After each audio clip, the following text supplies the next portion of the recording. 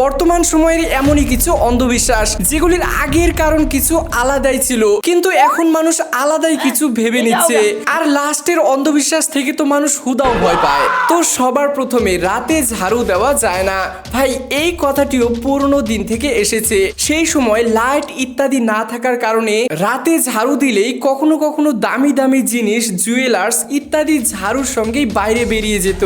তাই আগেকার মানুষ রাতে ঝাড়ু দিতে বারণ করত।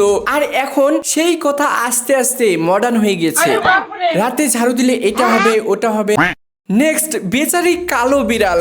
কোনো সফরে যাওয়ার সময় রাস্তাটা যদি বিড়াল কেটে নেয় তাহলে আমরা এটাকে অশুভ মনে করি, কিন্তু ভাই এই কথাটিও পুরনো দিন থেকে এসেছে। কারণ পুরনো সময়ে কালো বিড়াল রাতের মধ্যে দেখা যেত না, তাই কখনো কখনো এটি চাকার মধ্যে এসে অ্যাক্সিডেন্টও হতো।